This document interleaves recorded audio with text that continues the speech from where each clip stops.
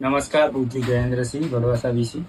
હવે ઘણા સમયથી મારા મોબાઈલ પર મેસેજ આવે છે તથા મારું જે ગ્રુપ છે ગુજરાત લેવલનું તેમાં પણ ઘણા મેસેજ આવે છે. હવે મુદ્દો એ બાબતનો છે કે અત્યાર સુધીનું જે પણ વીસીને કમિશન મળે છે તે હાલ સુધી મળ્યું નથી, અને જો કોઈ કમિશન મળ્યું છે તો એ અડધું છે, અને કઈ રીતે મળે છે એ તો કોઈને ખબર જ નથી.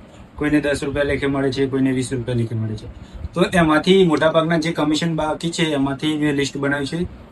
જે બાબતે એમાં રેશન કાર્ડ ઈ-કેવાયસીનું પાક નિષ્ફળનું બાકી છે, જે ડેટા એન્ટ્રી કરી હતી વીસી દ્વારા. ઈ-ગ્રામનું પેમેન્ટ બાકી છે, જન્મ મરણની ડેટા એન્ટ્રીનું કમિશન બાકી છે, ક્રોપ સર્વેનું એન્ટ્રીનું કમિશન બાકી છે, તથા ફાર્મર રજિસ્ટરનું ડેટા એન્ટ્રીનું કમિશન બાકી છે. આના સિવાય પણ ઘણા પેમેન્ટ હશે કે જે બાકી છે. હવે આ બાબતે જોવા જઈએ તો અમુક વ્યક્તિઓને આના અડધા કમિશન મળ્યા છે અને અમુક કમિશન મળ્યા નથી.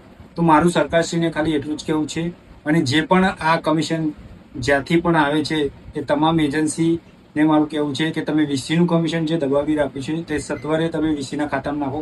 વીસી પણ એક વ્યક્તિ છે જેને ઘર પણ ચલાવવાનું હોય છે, તેના ઘરે બાળકો પણ હોય છે. તો મારી નમ્ર વિનંતી છે તમામ એજન્સી અને આપણા સરકારશ્રીને કે આપ આ વીસીનું કમિશન સત્વરે તેમના ખાતામાં જમા કરાવી દો.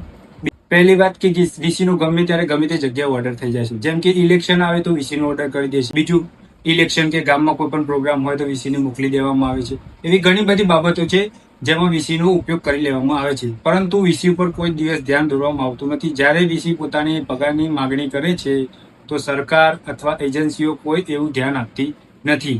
હું બસ સરકારને એટલી જ વાત કરવા માંગુ છું કે વીસી પણ એક ગ્રામ કક્ષાએ પાયાનું વ્યક્તિ છે, તો તેમના ઉપર ધ્યાન આપો અને મહેરબાની કરીને એમને પગારદારી કરો, જેથી એ પોતાનું ગુજરાન કરી શકે.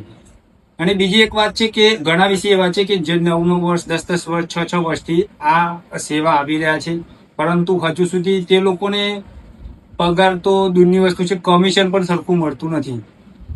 આવી પરિસ્થિતિમાં વીસી કઈ રીતે આવી મોંઘવારીમાં કઈ રીતે જીવન ગુજારી રહ્યો છે તે સરકારને સમજવું જોઈએ. બસ મારી નમ્ર વિનંતી છે ગુજરાત સરકારને કે આપ વીસી તરફ ધ્યાન દોરો. તે સારું કામ કરી રહ્યો છે તો પણ તેના ઉપર કોઈ ધ્યાન દોરી રહ્યું. મારી દરેક વીસીને નમ્ર વિનંતી છે કે આ વિડીયો વધુથી શેર કરો, જેથી કરીને સરકારને ખબર પડે વીસીની વેદના શું છે. જય હિન્દ, જય ભારત.